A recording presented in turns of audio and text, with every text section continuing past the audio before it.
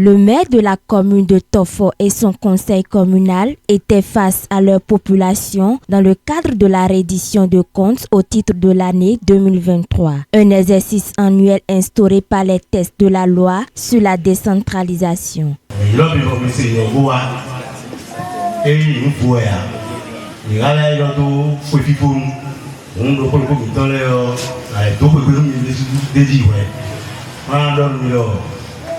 Il va faire que et nous voyons et compla courant pour ces camions et dire de photo de ta qu'on a dit bon pour le nom bazar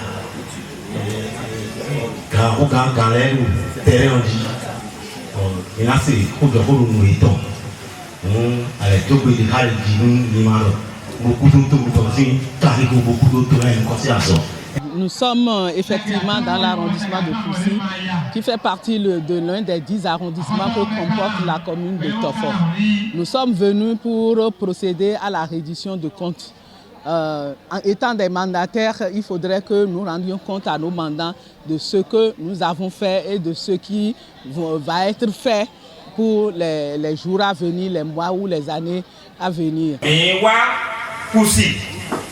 Bodo minona ze time de le de tomenuni time on ekai pusiton kedea tofo bikuiwe mais nous de kan pusi vilena ibonase totomen bonatundo mi semito meriton mi kundo amolodowe mi kundo venu nous na wa pusi kamel mi kundo vena wo Mina sede imitant demain. Do nous furu imitant. Et des frères les barons, nous disons tout imitant mais mina c'est bon pour nous dire. Au cours mais cadeau du nous alors bleu. Moi les dés tout du nous et des frères coucher avec nous. Bon ni moi kai ni c'est tout pour les pour nous avoir dans pour nous et nous on est content de ce. La séance de compte-rendu au mandant porte sur la situation actuelle de l'électrification rurale au niveau de la commune. Le thème sur lequel nous nous sommes entretenus, c'est sur l'électrification rurale au niveau de la commune de Tofo. Donc nous avons présenté l'état des lieux, nous avons présenté comment cela évolue, mais on se rend compte réellement qu'en matière d'électrification, le chef de l'État, sa promesse qu'il a faite est en train de s'accomplir parce que beaucoup d'entreprises qui s'investissent dans le secteur de l'électrification sont sur nos terrains et vous allez voir que sur 10 villages que comporte un arrondissement, peut-être 6 villages à cette date ont été déjà pris en compte parce que les gens sont sur le terrain. Maintenant, les autres qui restent, nous avons rassuré la population que d'ici 2026, les autres localités vont être électrifiées. Présente sur les lieux, la population a saisi l'occasion pour rappeler aux élus les problèmes auxquels elle est confrontée.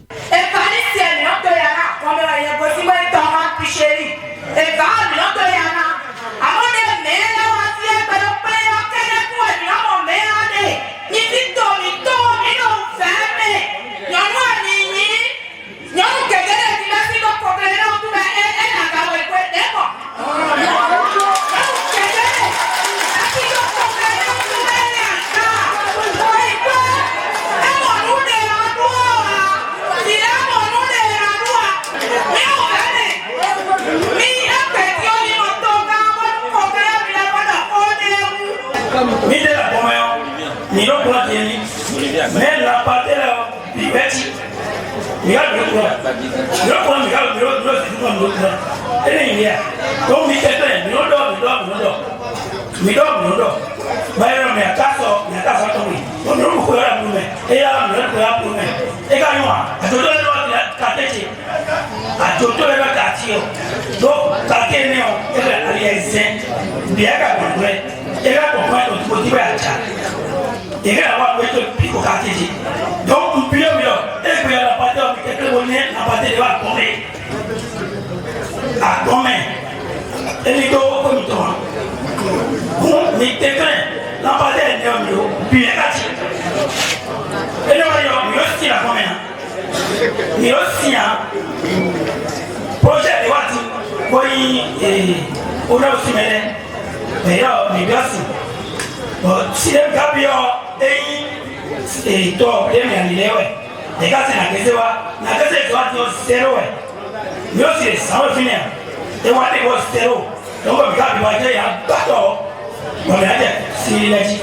wọ́n fẹ́ràn ẹ̀ táwọn ọdún náà lọ́yọ̀ ẹ̀wọ̀n ìwà dá sí ọkọ̀ sílẹ̀ lẹ́bi ọ̀ àjàrò tuwagi aladaro 2500 ọ̀dẹ́wà kẹfẹ́ lè dẹ́kun ní bẹ́ẹ̀rẹ̀ òfin lówóra sùn tìbọ̀ pẹ̀lú ọ̀nà mi sùn káàkiri ní ìwísà ọ̀pọ̀ ẹlẹ́mẹ̀ díọ̀ ìnàlẹ̀ sùn jaka iṣẹ́ àsọ̀lẹ̀ dẹ́wà nílé fíjàmì kúrò kùn tẹ̀tẹ̀ ọ̀sọ̀ yìí kúnà fún buhata sí jaka iṣẹ́ ní ètò lọ́bẹ̀rẹ̀ mi wáyé dùn ẹ̀yìn náà nù lọ́bẹ̀rẹ̀ mi buhata sí wọ ìdẹ́kọ̀ wọlé lẹ́fọ̀ wá projet ainsi ouais nous courant c'est ça nous donnons l'eau bon nga cambio lo projet ainsi yo e ko ga solo fi le courant mari to ga mele yo projet mo to ga so bravo projet mele me do andi bon o do lo e lo c'est ça nous donnons courant wa o si capitaine o yi ka sa e o ja cambio c'est ça nous donnons kere o fi ni ame c'est ça nous donnons besi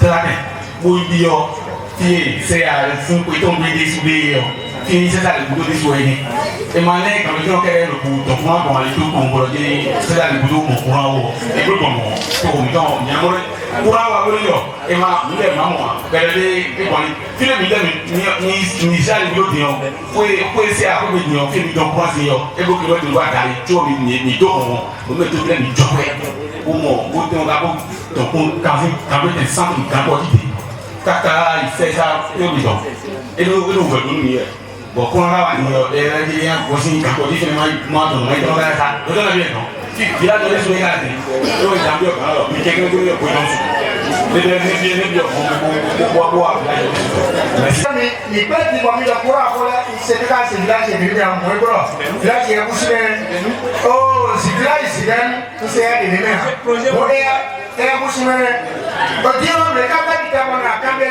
ẹlọ sáyẹn ọ̀rọ̀ wọn ló ní lọ́nù bọ̀ ìwà ló ka òtí láti sílẹ̀ lọ́dí pé adégosi àwọn ọmọ jàmbá sáyẹn lé ló wà ní tó ẹni nílé ọkọ̀ sí ọmọ ẹgbẹ́ gèrè kùtè tán bọ̀mí tẹ̀lé bá ní àti ọmọ ẹlẹ́kùn ló tán ìdílé búrọ̀ mi sọ ìwọ̀n bẹ́ẹ̀ ọmọ ẹ̀yẹ kọ́nsẹ́ ẹ̀ sọ ìwọ̀n bẹ́ẹ̀ ọmọ ẹ̀tọ́ àdìọ́sọ́ ti gbèrè káká jẹ kìíyàn kura kɔlɔ ma lɛ mɔ projet ko wa kɔmi yɛrɛ bɔlɔ tete k'a bɛ lɛ fi nɛ mi kɛ kɛlɛ mi ka fi lɔ mi jɛ ka sɛ mi do dɔn wa gaale kɔ mi jɛ gaale kɔ kuto mi tɛ wɛlɛ kɔ sɛ mi do dɔn mi lɔ kɛ sɛ mi yɛ kuto mi tɛ tɛ ka bɔ mi wɛrɛ ikpe yɔ mo ti kɛlɛ kɔ to mi tɛ kɛlɛ gbɛrɛ gbɛrɛ lɔ kɔ wɛrɛ sɔfin lɛ si yɛ ti tɛ yen kɔ wɛrɛ dɔkɔ lɛ si yɛ ti tɛ yen mɔ dɔkɔ lɛ mi ba yɔ keke mɔ ya mɛ dɔkɔ lɛ sɔlɛ mɛ kɔ lɛ yɔ keke mɔ ya nɔ ya tɔ yi wumi kɛ ne bɔ bolo wɛ a dale ji to bɛ na kuto mi tɛ tɛ fɛ.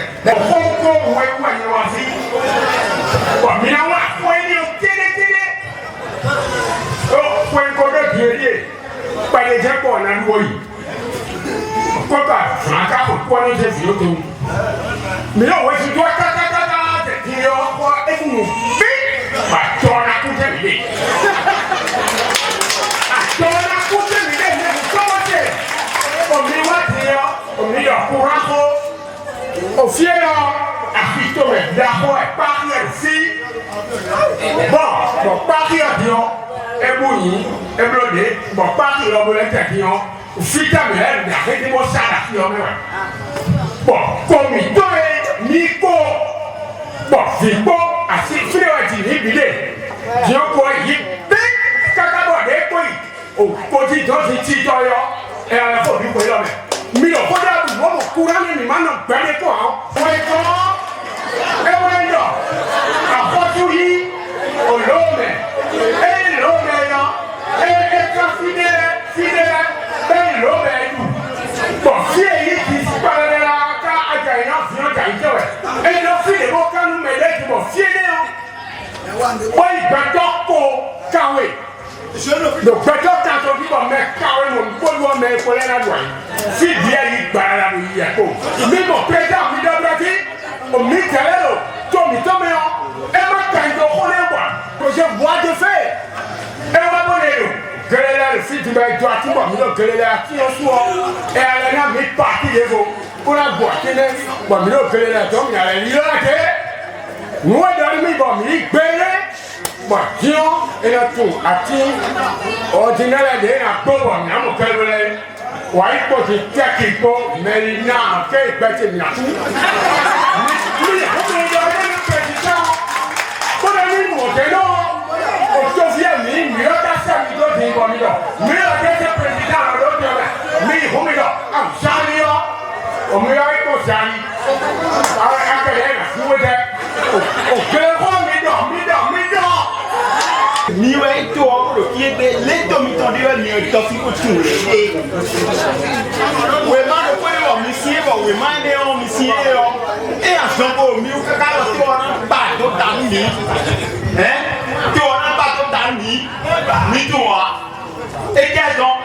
Lẹ́bi yọ mi ò fi di mi àfi di ọ́. Mẹ̀lẹ́ má dùn mú àwọn. Mẹ̀lẹ́ tẹ̀ pé gbé ìbò tó tó gbẹ̀bẹ̀ bí. Ndúdú wa ń pè é yé gbẹ̀bẹ̀ bí.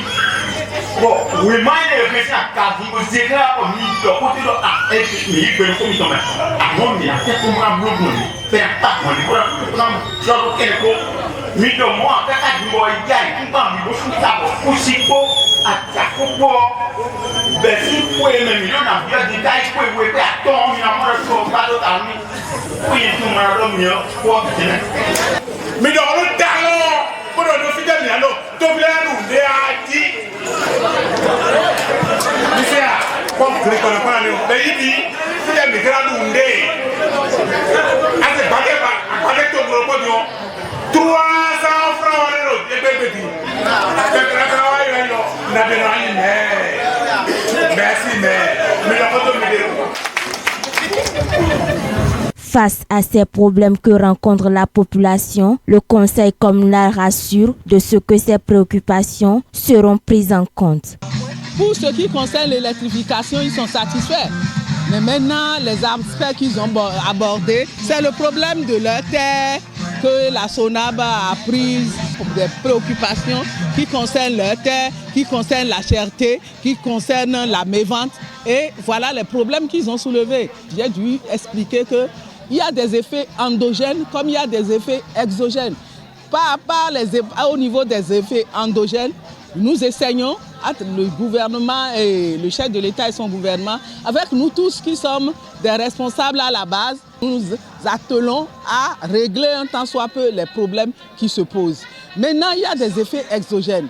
Quand je prends le cas du Niger, cette fermeture a fait que les gens qui font par exemple de l'huile rouge, qui en vendent et qui ont leur commerce dirigé vers le Niger, tout a été ralenti depuis le mois de juillet.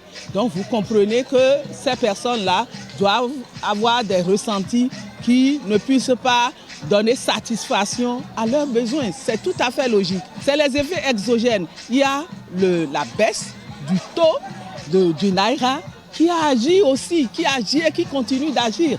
Donc tout ce que les agriculteurs, l'huile, le maïs, tous les produits agricoles qu'ils ont l'habitude de produire pour envoyer à l'extérieur, aujourd'hui ces produits-là sont sous leur bras. Donc ça fait qu'il y a des gens qui se disent quand est-ce que ça va finir. Donc je remercie encore une fois le chef de l'État qui, depuis hier, a parlé de l'ouverture des frontières entre le Bénin et le Niger. Donc c'est pour le bien de toute la population et de toute l'économie béninoise. Ils ont parlé de la SONAB, ils ont parlé des terres qu'on leur a arrachées et qu'on doit leur donner une partie pour les cultures vivrières, pour pouvoir produire des choses qu'ils vont manger et subvenir à leurs besoins, les besoins de leur famille. Donc c'est un peu ça et c'est des choses sur lesquelles nous allons revenir au sein du conseil communal. Meilleurs vœux de l'année à toute la population de Koussi et à travers la population de Koussi, tous les Tofonous que nous sommes. Donc bonne année 2024 à chacun et à tous. Cet exercice prévu par la loi sur la décentralisation vise à faire savoir aux populations les actions menées par les autorités communales au cours de l'année dans le secteur de l'éducation, de la santé, des infrastructures socio-communautaires construites et bien d'autres.